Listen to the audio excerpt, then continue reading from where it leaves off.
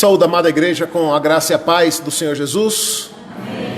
Irmãos, uma das bênçãos do domingo, do dia do Senhor, é essa santa comunhão. É a oportunidade que temos de rever irmãos em Cristo e também conhecer outros. E eu acho que eu sou um dos mais abençoados nessa manhã, por poder rever o reverendo Djavan, um nobre amigo. Eu vinha conversando com a esposa e a lembrança que eu tenho, Djavan, é a gente estudando na biblioteca do seminário. Eu e Djavan somos de turmas diferentes, né? Mas a gente passava um bom tempo ali juntos na biblioteca do seminário, num período de labuta e de preparação para o ministério pastoral. E essa alegria é em dobro, porque eu posso estar aqui também com o reverendo Vinícius Bantim e sua família. O missionário Bantim foi meu vizinho de porta por 4 anos. E foi um período muito abençoado. Eu louvo a Deus por essa oportunidade de estarmos juntos nessa manhã, neste culto ao Senhor, pela vida da Beth, da Sarinha, uma família muito amada para nós, muito amada mesmo. Agradecer ao Conselho da Igreja pelo convite. Eu me alegro junto com a igreja. O reverendo Djavan estava contando ali um pouco da história da igreja. E é muito bom ver as portas do Evangelho permanecendo abertas aqui nessa cidade. Nesse 15º ano que a igreja completa. A minha oração é que Deus continue derramando bênçãos sobre os irmãos, para que cada um dos irmãos sejam luz e sal nessa cidade, para que essa igreja possa crescer cada vez mais e assim o Evangelho do Senhor expandir. Vamos abrir as nossas Bíblias para ouvirmos a mensagem do Senhor no Salmo de número 11. Salmo de número 11, peço que você abra comigo a sua Bíblia. Será o texto da mensagem desta manhã.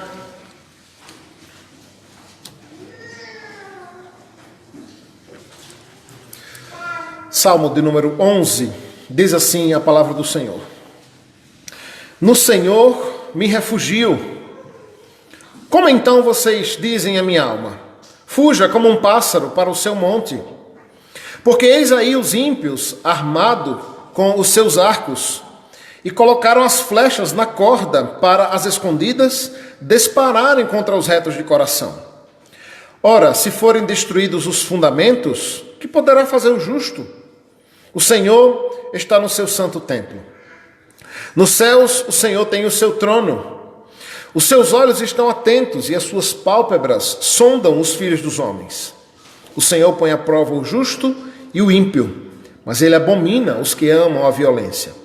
Fará chover sobre os perversos brasas de fogo e enxofre, e vento abrasador será o cálice deles, a parte do cálice deles. Por ser justo, o Senhor ama a justiça, os retos lhe contemplarão a face. Vamos orar ao Senhor mais uma vez. Deus, nós louvamos e bendizemos o teu nome por esta bela manhã de domingo, dia do Senhor, dia que o Senhor separou para o louvor da tua glória, pois foi neste mesmo dia que o Senhor venceu a morte, ressuscitando para que tivéssemos vida em abundância e comunhão uns com os outros. E essa é a causa, é o motivo, é a razão pela qual estamos aqui nesta manhã. E por isso, Deus, queremos ouvir a tua voz. Queremos ouvir a tua voz mediante a tua palavra aqui lida, cantada e ensinada. Traz, Deus, a nossa mente cativa a ouvir a mensagem do Senhor. Fala aos nossos corações, Deus. Fala ao coração dos meus irmãos, assim como o Senhor falou ao meu coração por meio do estudo deste magnífico salmo. Que possamos ser consolados, confortados, instruídos e admoestados pela Escritura Sagrada. Em nome de Jesus. Amém. Como anda a sua confiança em Deus? Como anda a sua confiança em Deus? A Bíblia diz, que os que confiam no Senhor são como os montes de Sião, que não se abalam, mas permanecem firmes para sempre. É assim que você se sente nesse momento da sua vida, na sua fé, firme e inabalável como um monte? Ou como dizem alguns crentes, você está tão firme quanto uma geleia? Vivemos tempos difíceis, né, irmãos, desses 2 últimos anos.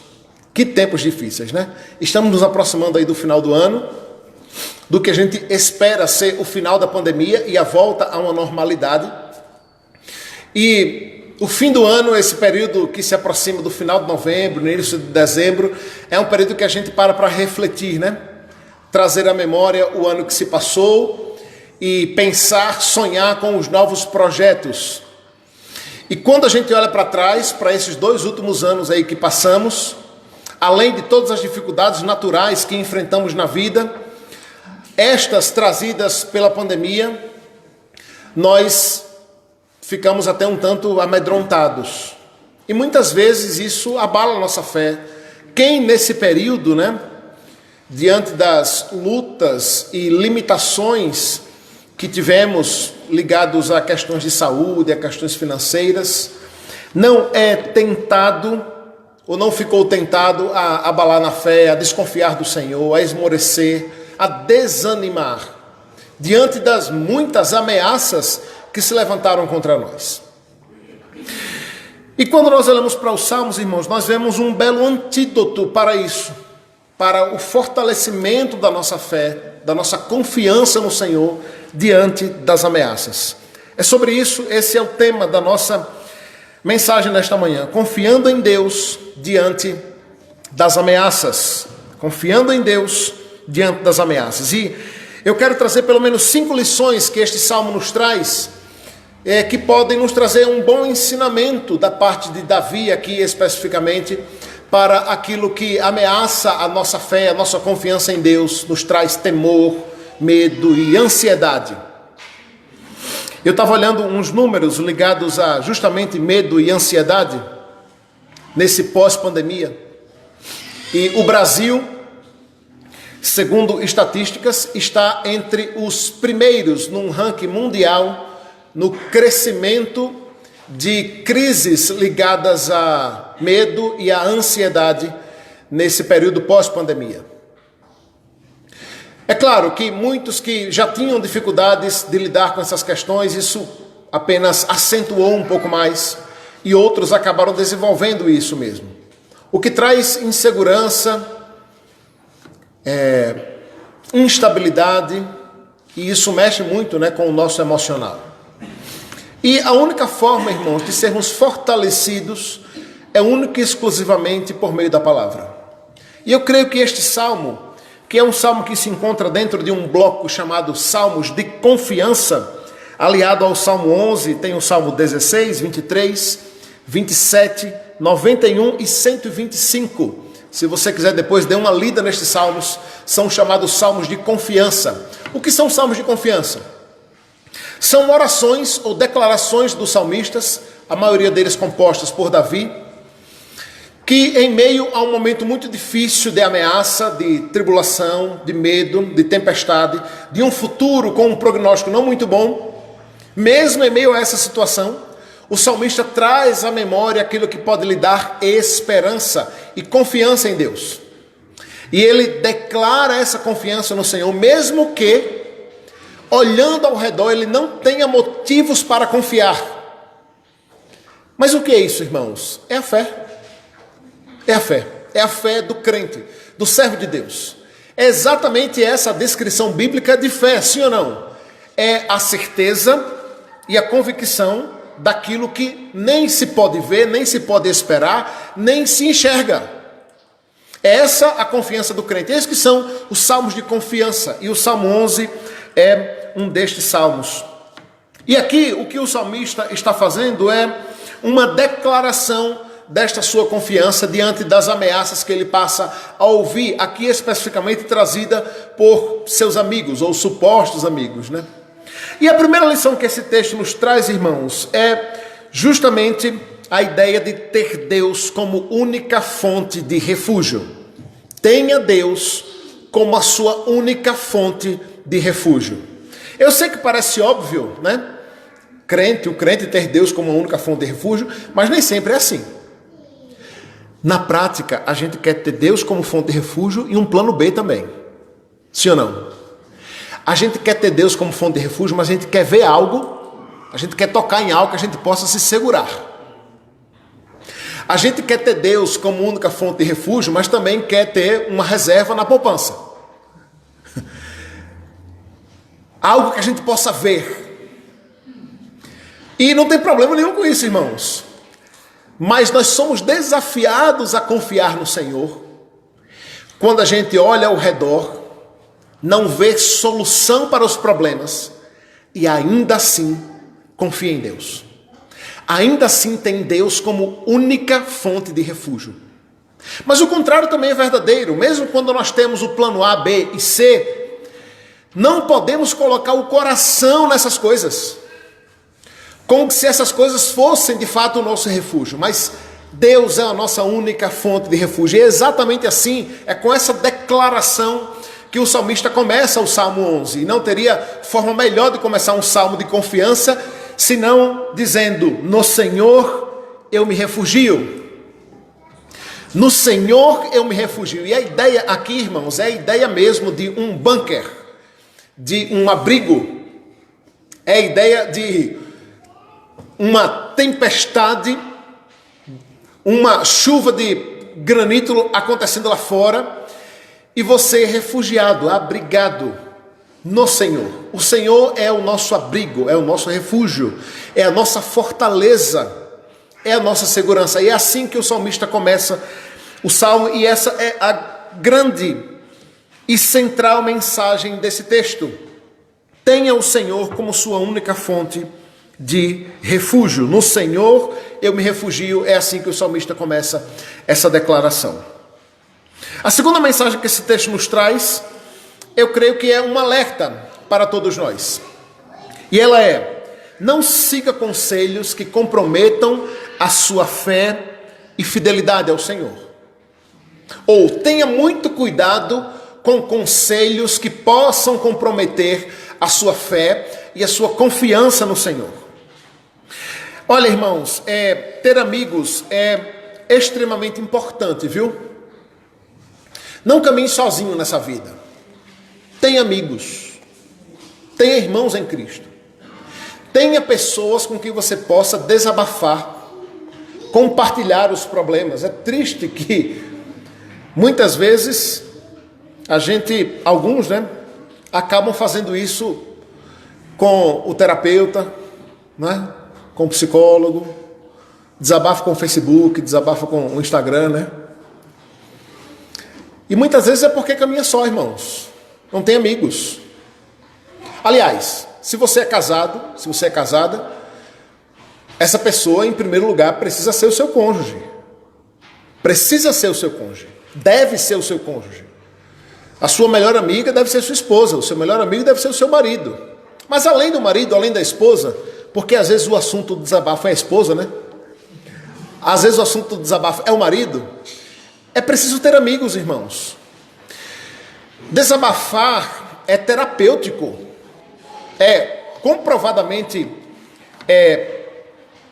acertado, o quanto isso faz bem, Eu costumo dizer, inclusive, que se você está frequentando ou frequenta algum terapeuta e ele fala mais do que você, muda, porque esse não presta. Porque essa é uma profissão que basicamente o indivíduo recebe para ouvir. E muitas vezes, irmãos, nós perdemos a oportunidade de ser abençoados por outras pessoas porque não nos abrimos. E eu não tenho dúvida alguma, irmãos, de que a melhor forma de encontrar pessoas assim é aqui na igreja. E eu sei que talvez você me diga: pastor, mas a gente não pode confiar em todo mundo. É verdade. É verdade. É por isso que a gente tem que procurar isso com sabedoria e com zelo. Porque nem todo conselho é bom. Nem toda instrução deve ser seguida. Aliás, o único conselho e a única instrução que deve ser seguida de olhos fechados são aquelas contidas na Escritura, na Palavra de Deus. Não importa a boca de quem saia, é na Palavra de Deus. Vejam, Davi aqui está num contexto onde ele recebe seus amigos. Algumas pessoas, muito provavelmente amigos de Davi, chegam para Davi para dar algumas notícias. Davi foi um homem extremamente atribulado nessa vida, irmão. Vocês sabem disso,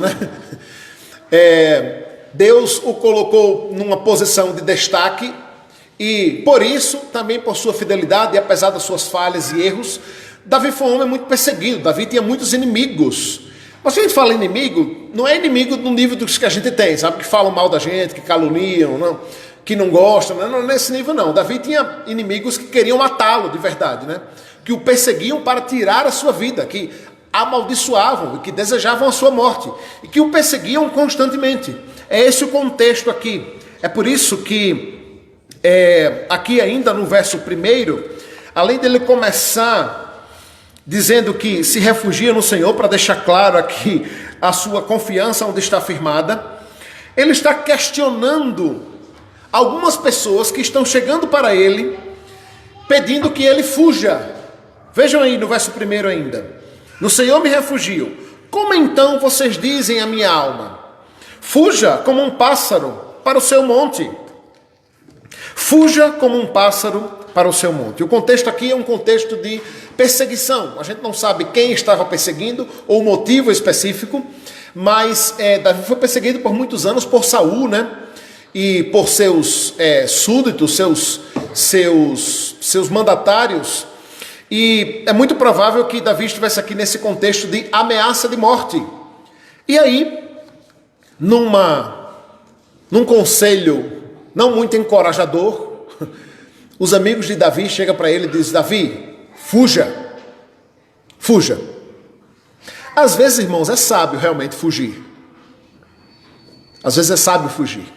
Mas no contexto aqui específico de Davi, Davi entendia que a fuga representava uma atitude covarde, representava uma atitude de desespero, de desesperança, de falta de fé e desconfiança no Senhor. Ele até podia fugir, ele até podia se esconder, porque ninguém está pronto ou deve entregar-se à morte.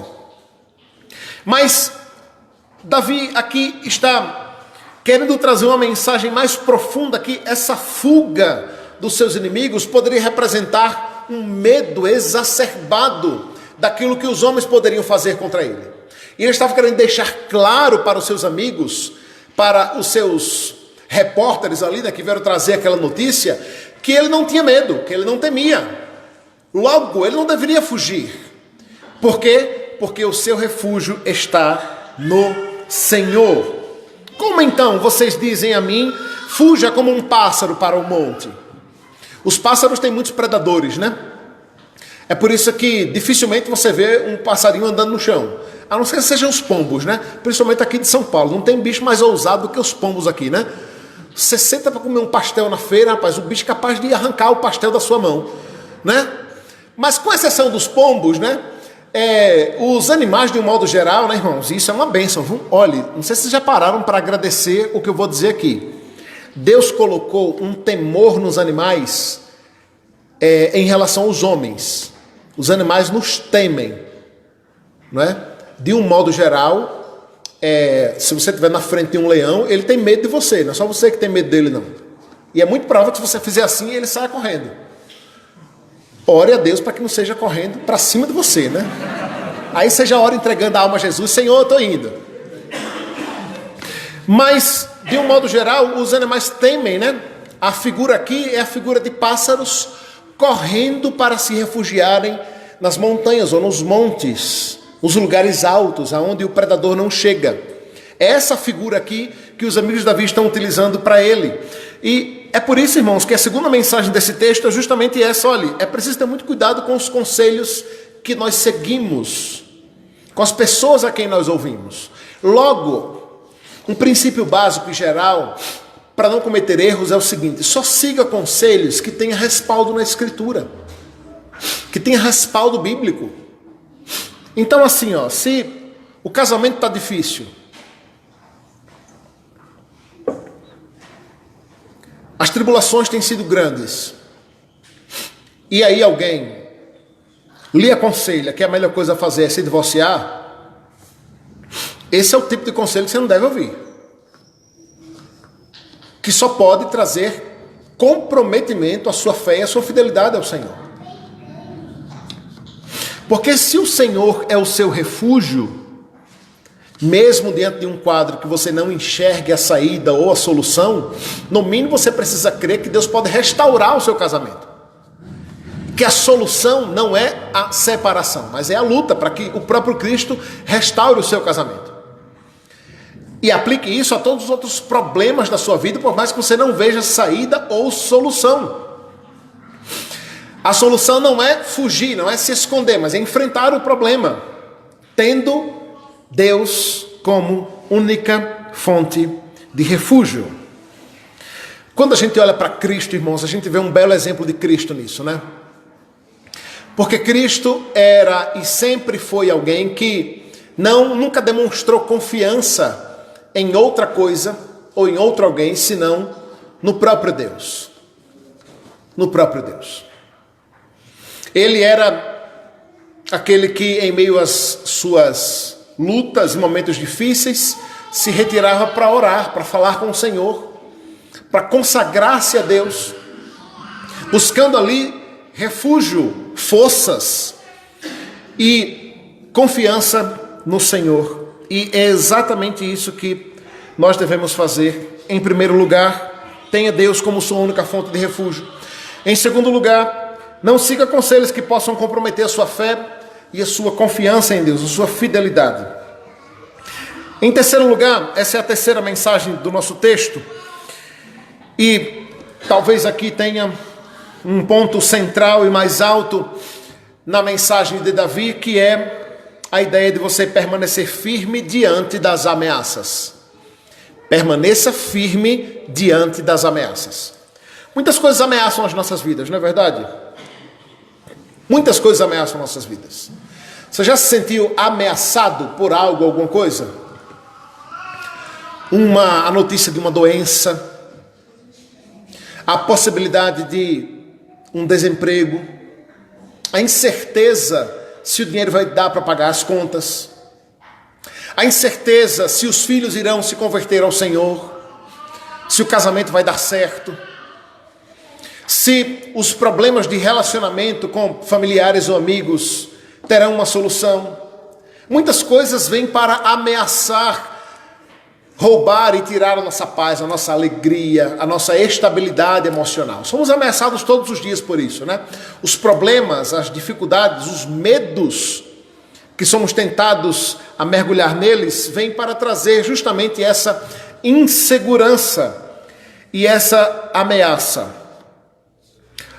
Muitas vezes, em meio a momentos de paz e de tranquilidade, vêm notícias que abalam a nós ou aos nossos, que realmente traz ou pode trazer uma certa instabilidade ao nosso coração e às nossas emoções. E é esse o contexto aqui de Davi ao ouvir as notícias que os seus amigos trazem. Eles começam lá dizendo que Davi deveria fugir como um pássaro para os montes. E aqui, o que os amigos de Davi estão fazendo é especificar qual é a cena, qual é o cenário. Acompanhe comigo no verso 2. Então, continuando, né? Aqui eles dizem no verso 1 que eles deveriam fugir. Davi deveria fugir como um pássaro para os montes, porque os ímpios, verso 2, já estão aí armados com os seus arcos, e já colocaram a flecha na corda para as escondidas dispararem contra os retos de coração. Ora, se forem destruídos, verso 3, se forem destruídos os fundamentos, que poderá fazer o justo? A cena aqui são de guerreiros armados com arco e flecha. Eu gosto muito, de um modo geral, da história das guerras. E foi um grande divisor de águas na história das guerras em vários lugares do mundo, quando entrou esse elemento chamado arco e flecha.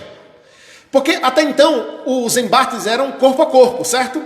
Com espada ou com lanças. Mas agora com arco e flecha, você pode atacar os inimigos à distância. Os estudiosos do arco e flecha dizem que é possível que um bom arqueiro consiga acertar o seu olho a 600 metros de distância. Pense aí, mais de meio quilômetro é possível lhe acertar. Certamente você não queria estar na mira de um bom arqueiro com um arco e flecha nas mãos. Então, esse contexto aqui é um contexto de ameaça, irmãos, porque é o seguinte, o arqueiro, ele tem a possibilidade não só de acertar o inimigo à distância, mas acertar o inimigo sem ser visto. É justamente essa cena aqui, veja o que diz o texto, porque os ímpios estão aí armados, e com a flecha nas cordas, eles estão como? À vista? Não, às escondidas. Às escondidas. Você pode ser atacado por uma flecha que você nem vê de onde ela veio. Nem vê de onde ela veio. Porque em parte, irmãos, em parte e apenas em parte, o arco e flecha é uma arma meio covarde, né? Porque você nem vê de onde o indivíduo está vindo. Eu não sei quem assistiu aquele filme 300 de Esparta, mas tem uma cena muito emblemática que está lá Leônidas e os seus 300, e aí o céu começa a ficar negro, só que é dia. Eram as milhares de flechas dos inimigos em direção dos 300. Eles pegam os escudos e se protegem ali, né? E aí o Leônidas diz assim, vejam como são covardes os persas. E a ideia é justamente de covardia por isso, né? Porque eles evitam esse embate próximo e atacam à distância. Ora, irmãos, é exatamente assim que agem os inimigos. Você quer esperar nobreza ou umbridade de alguém que quer lhe atacar, lhe ferir? Não. Sabe aquele tipo de gente que tem toda a coragem do mundo para falar mal de você pelas costas, mas quando lhe vê, dá um sorriso no rosto e não fala 10% daquilo que falou? Porque é assim que age o inimigo. Ele age às escondidas. Ele não tem coragem, ele é covarde mesmo. É essa cena aqui de Davi sendo atacado ou sendo ameaçado à distância, às escondidas. Os inimigos estão ali à espreita dele, querendo matá-lo. Imagine a sensação, irmãos. Imagine a sensação de você sair de casa e imaginar que pode ser morto a qualquer momento. Como é bom, às vezes a gente não tem noção, né, irmãos, da liberdade que nós temos e que alguns outros irmãos não têm, né? Eu sei que o reverendo Javan trabalha com capelania militar, às vezes eu fico me colocando no lugar de alguns irmãos em Cristo, né? Ou enfim, pessoas que trabalham nessa área de segurança pública, né? Imagine aí o que é a cabeça de um policial que sai de casa e ele não sabe se vai voltar. Porque algum bandido, algum criminoso pode conhecê-lo na rua e matá-lo. Às vezes a gente não agradece a Deus, né, da liberdade, né, que a gente tem, né? Da liberdade que a gente tem. Davi era esse indivíduo que ele saía na rua, mas ele tinha que sair esperto e ligado, porque a qualquer momento uma flecha podia ser disparada em direção do seu coração ou da sua cabeça. Mas vejam, o texto continua dizendo que esses inimigos estão aí às escondidas para dispararem essas flechas contra quem? Contra os retos de coração. Contra os retos de coração. E aí, os amigos de Davi ainda perguntam a ele, olha, se forem destruídos os fundamentos, que poderá fazer o justo? A ideia aqui, irmãos, é justamente de uma injustiça, aonde são os retos de coração, são os justos, são aqueles que estão fazendo o bem e o correto, que são perseguidos e que são atacados. Nada parecido com o que acontece nos nossos dias, né?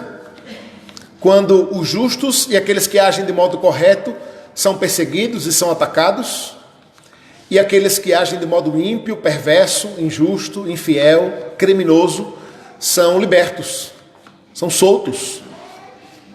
A gente tem vivido, irmãos, e presenciado um tempo, né, na nossa justiça brasileira, por exemplo, aonde os mocinhos estão virando bandidos e os bandidos estão virando heróis. É justamente, irmãos, essa ideia dos fundamentos serem destruídos, dos fundamentos da justiça, da verdade, da fidelidade. E aí, mais uma vez aqui, os amigos de Davi perguntam, o que poderá fazer o justo, os retos de coração, diante disso, e nós precisamos estar atentos, irmãos, e alertas contra os ataques do inimigo. O texto de Paulo aos Efésios diz que nós precisamos andar armados com o escudo da fé, o qual nos protege contra as setas inflamadas do maligno. Interessante, né? Mais uma vez, aqui aparecendo essa figura da flecha ou da seta, do dardo, agora sendo lançado contra nós, pelo inimigo. E como podemos nos proteger? Com o escudo da fé, da confiança em Deus, da certeza de que é Ele quem nos guarda, é Ele quem nos protege, Ele é o nosso refúgio.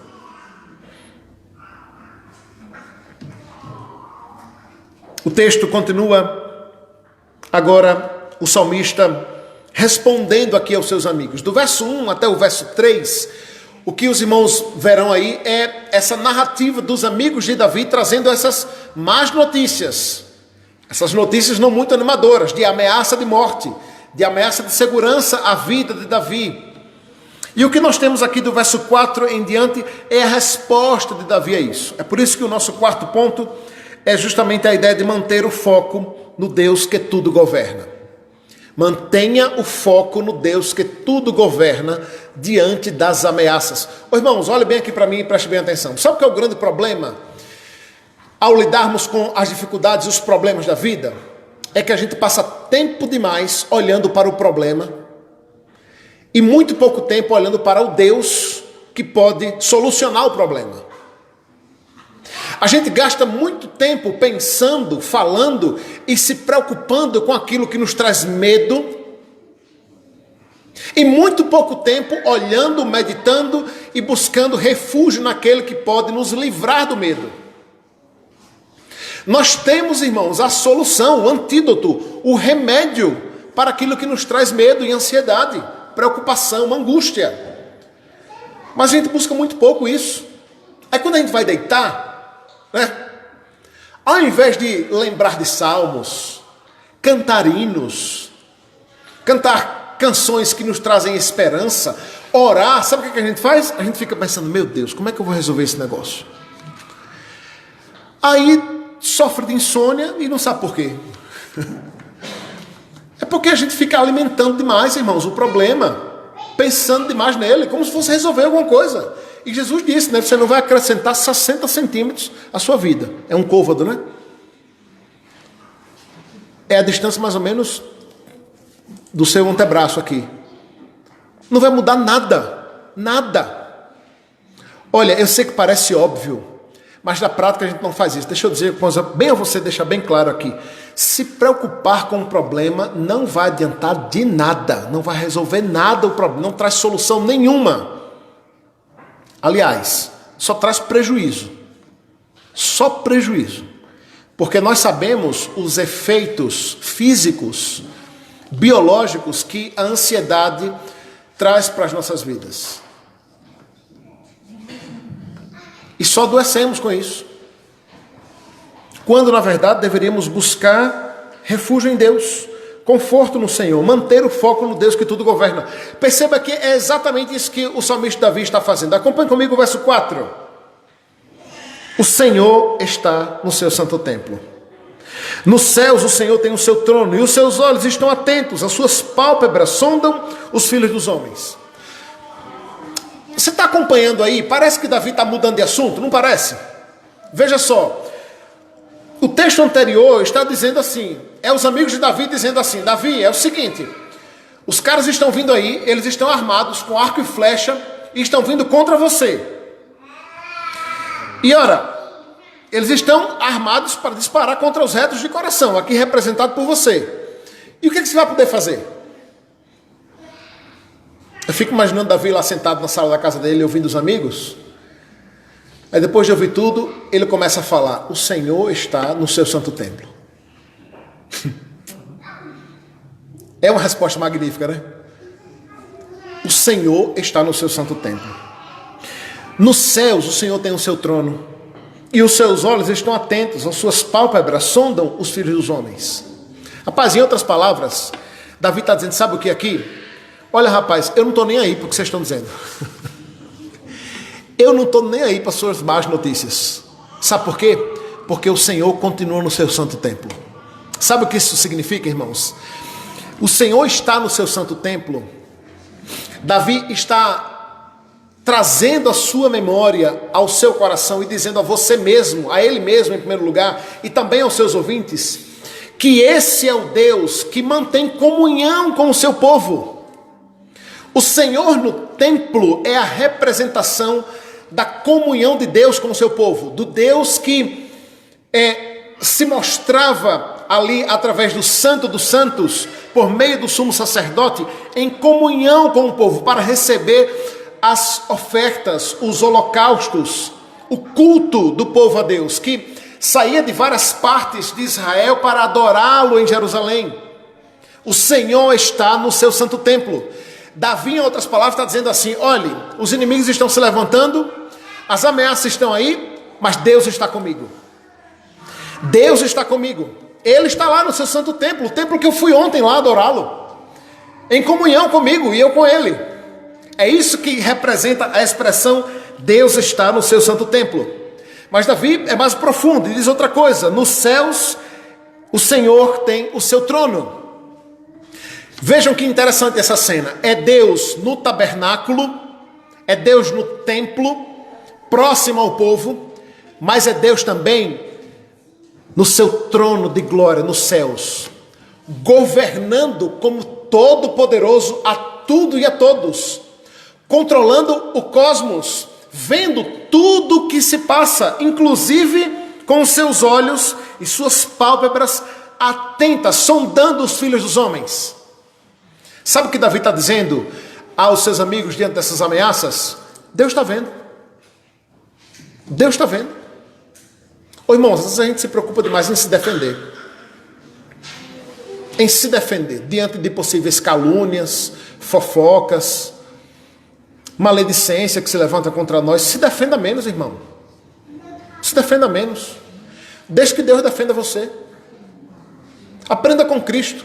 Olha, rapaz, Cristo foi tão caluniado nesse mundo, nessa vida aqui, e poucas vezes ele se defendeu. Pouquíssimas vezes. Ele não se preocupava em se defender, mas apenas em fazer aquilo que era correto, aquilo que era certo, pregar a palavra e anunciar o evangelho. Ô irmãos, às vezes, diante de atitudes certas, de atitudes corretas que nós fazemos, a gente se explica demais. Olha, quem tem que se explicar demais é quem faz coisa errada. É quem age de modo incorreto. Quem age de modo certo, irmão, não tem que estar se explicando, não. Porque Deus é aquele que tudo vê. Deus é aquele que tudo vê. E o Senhor está vendo. O Senhor está com seus olhos atentos, as suas pálpebras atentas, sondando a tudo e a todos. E às vezes essa ideia de que Deus está vendo tudo e todos, a gente só vê pelo lado negativo, né? No sentido de que, olha, não faz coisa errada, que Deus está vendo, né? Mas isso tem um lado muito positivo, irmãos, e muito bom, que é, Deus tem visto as suas boas obras, as suas boas atitudes, o seu esforço, a sua dedicação, a sua fé. Deus está vendo. Por que é importante dizer isso, irmãos?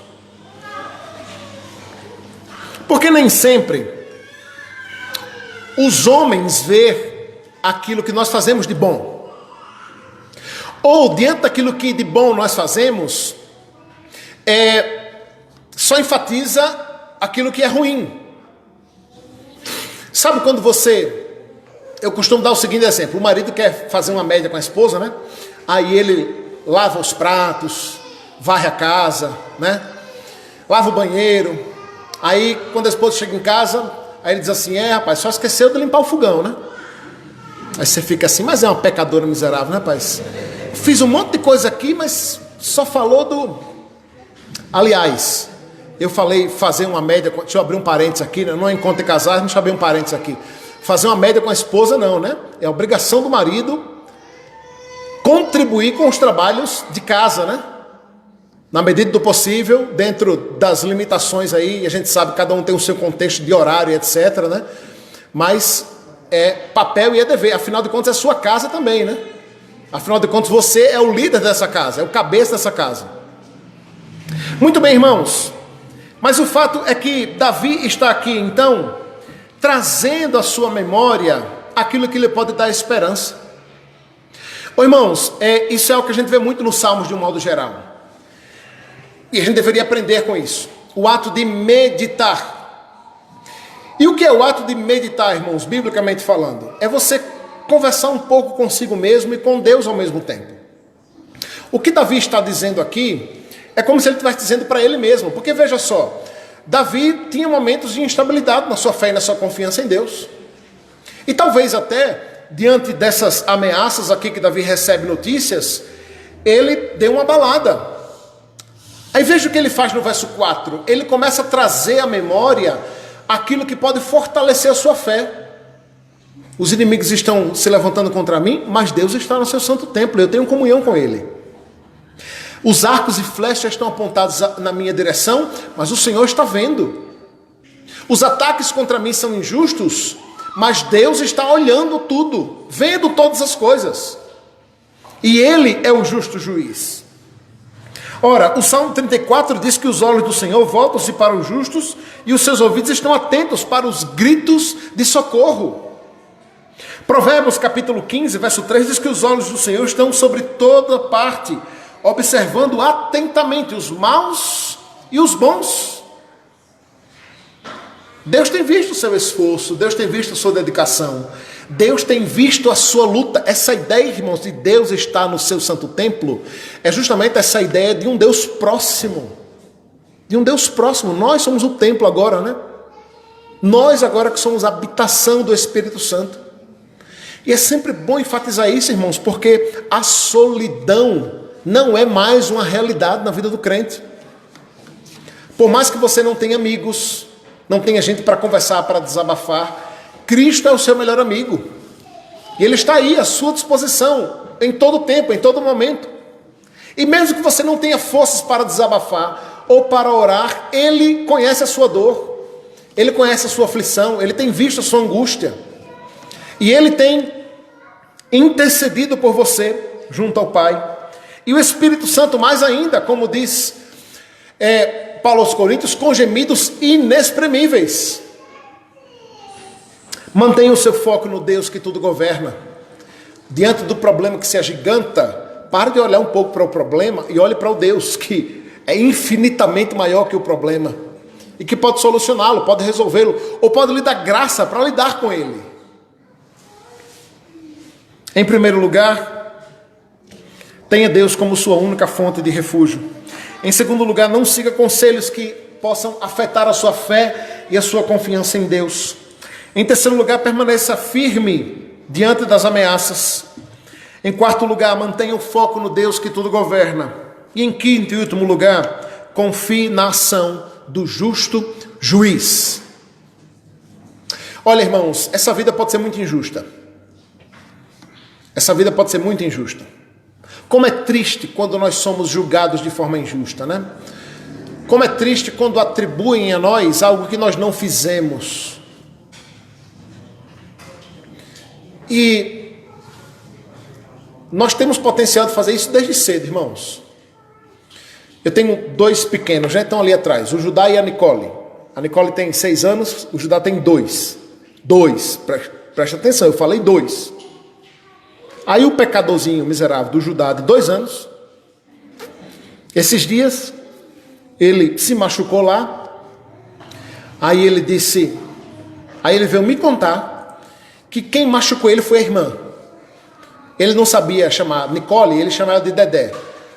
Aí ele disse, a Dedé me bateu. Aí a Nicole já veio chorando, dizer que não foi ela, não foi, Nicole? Que não foi ela que tinha batido nele. Aí você fica naquele, e agora? Quem é o pecador que está mentindo? Alguém está mentindo, né? Aí você, como pai, né, dá aquela sondada, dá aquela apertada. Resultado, o pecador do Judá se machucou e botou a culpa na irmã. Eu já estava pronto para brigar com a irmã. Você percebe como o nosso potencial pecaminoso é desde cedo. Os nossos atos de injustiça para com o próximo é desde cedo e é constante. E não acho que você é apenas vítima, não, viu? Você faz isso também. Aqui e ali você faz isso. Se não literal, se não verbalmente, na sua cabeça, no coração. Nós julgamos as pessoas de modo precipitado. criamos conceitos prévios acerca das pessoas de modo injusto, e muitas vezes nos arrependemos depois, né? Quem nunca se arrependeu de dizer assim, rapaz, eu julguei fulano mal, fulano de tal, é tão gente boa, rapaz, e eu o julgava tão mal, tinha uma impressão tão errada dele, com base em quê? Com base em nada. Com base em nada. Tem negócio mais pecaminoso, irmãos, do que a gente dizer assim, rapaz, não gosto de fulano de tal. Por quê? Não sei, não gosto. A gente tem isso às vezes, né? Rapaz, não vou com a cara de fulano de tal. Mas por quê? Não sei. Porque é um pecador miserável. Como é que não vai com a cara de alguém sem nem conhecer esse alguém? Para não falar de coisas mais graves, né, irmãos? Esses dias, eu não sei se os irmãos viram isso aí, mas de vez em quando isso acontece. Esses dias, Bantinho, eu acho que esse segundo copo de água aqui é seu, mas eu vou beber, viu? Esses dias eu estava vendo o noticiário de um rapaz que ficou 6 anos preso na cadeia e depois a justiça assumiu que cometeu um erro. Rapaz, erramos, desculpa aí, pode sair. E aí o Estado parece que pagou uma indenização para ele lá de 100 mil reais, não sei. Alguém aí quer 100 mil para passar 6 anos preso na cadeia? 1 milhão, alguém quer aí 1 milhão para ficar 6 anos preso na cadeia?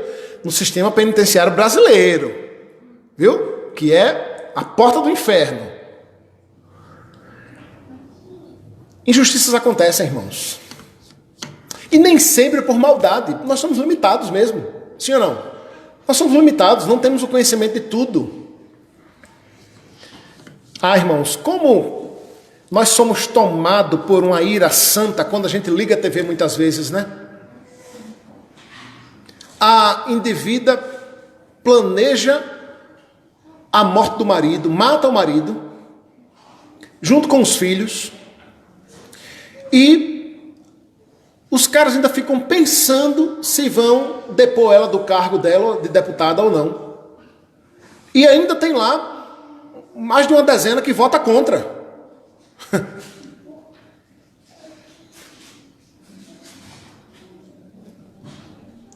Quando a gente liga a TV, irmãos, para ver os noticiários, a gente fica tomado por um senso de injustiça gigante, né? Do que acontece. E muitas vezes isso nos afeta, né? Diretamente falando. Mas deixa eu lhe dizer uma coisa. Os ímpios, aqueles que agem de modo injusto, podem passar em branco nessa vida, nesse mundo, diante da justiça dos homens. Mas um dia, o justo juiz irá se manifestar. E é nisso que nós devemos esperar. É essa a esperança do salmista Davi, quando diz, o Senhor põe à prova, verso 5, acompanha comigo, o Senhor põe à prova o justo e o ímpio. O justo e o ímpio, um dia todos nós estaremos diante dele. Todos nós. Mas ele enfatiza aqui que ele abomina aquele que ama a violência. O Senhor põe à prova o justo e o ímpio, mas abomina aquele que ama a violência. E ele fará chover sobre os perversos, sobre os injustos, sobre os ímpios, brasas de fogo e enxofre, e vento abrasador será a parte do cálice deles. Aqui há uma cena bem apocalíptica, né, dessa ideia do pago, do salário, do caminho desses que seguem o caminho da injustiça, da impiedade, da infidelidade. Aqui aponta para a morte eterna, e eu gosto sempre de enfatizar que essa figura de linguagem aqui de brasa, fogo, enxofre e vento abrasador é apenas uma figura de linguagem, viu, irmãos? É muito pouco provável que no inferno tenha fogo. Vai ter algo pior que o fogo. É que o fogo é a figura de linguagem apocalíptica que mais se aproxima de uma morte horrenda ou de um fim tenebroso. Mas não se preocupem não, vai ser algo pior que o fogo ainda. É como ruas de ouro e de cristal, né, irmãos? Eu até brinco dizendo que não espere chegar no céu e encontrar ruas de ouro e de cristal, não vai ter, você não vai conseguir nem andar nesse negócio, você escorrega e cai, né? Mas aqui o ouro e o cristal talvez sejam os elementos mais preciosos que nós temos, né? E aponta para a ideia desse lugar magnífico e maravilhoso, mas vai ser muito melhor, né? Do que o ouro e o cristal. A mesma ideia é essa ideia de um lago que arde como fogo e enxofre. Apenas um elemento de comparação para mostrar um lugar de sofrimento horrendo, de uma morte eterna e constante, muito dolorosa. E essa é a parte que lhes cabe, diz o verso 6, o salmista trazendo a memória, né?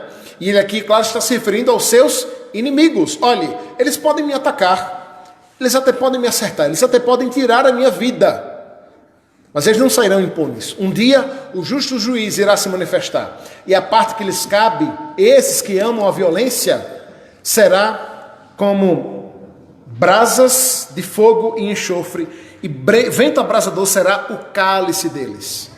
O cálice da ira de Deus irá ser derramado sobre eles. Porém, diz o texto no verso 7, o salmista concluindo, que o justo, por ser justo, o Senhor ama a justiça e os retos lhe contemplarão a face. Os retos lhe contemplarão a face. O que o salmista está fazendo aqui, irmãos, é justamente trazer à memória aquilo que lhe pode dar esperança em meio às tribulações e ameaças que ele está enfrentando. Eu não sei que ameaças você tem enfrentado, ou você tem tido que lidar aí na sua mente e no seu coração. Ameaças que vêm para minar a sua fé, a sua confiança, trazer medo, ansiedade e preocupação. E essas coisas acontecem. Nós temos que lidar diariamente com as dificuldades de saúde, se não nossa, de familiares, dificuldades financeiras, diante da crise econômica instaurada no nosso país, onde tudo está muito difícil, tudo está muito caro. Mas nós precisamos constantemente, irmãos, buscar refúgio no Senhor. Refúgio verdadeiro em Deus. Trazer à nossa memória aquilo que de fato pode nos dar esperança. A minha oração é que Deus te fortaleça dessa forma. E que assim como o salmista Davi, em meio às ameaças, às más notícias, às notícias ruins, ele estava trazendo à sua memória, ao seu coração, as boas notícias que a Escritura nos traz. Que Deus está no seu santo templo, tabernaculando conosco, em comunhão conosco. Ele está no seu santo trono, governando a tudo e a todos, vendo tudo e a todos. E Ele é o justo juiz e tem visto tudo aquilo que tem acontecido. E um dia há de se manifestar com poder e grande glória, diz a palavra, vindo sobre as nuvens nos buscar. E essa deve ser a nossa maior esperança, irmãos, e o nosso maior consolo e conforto em Deus.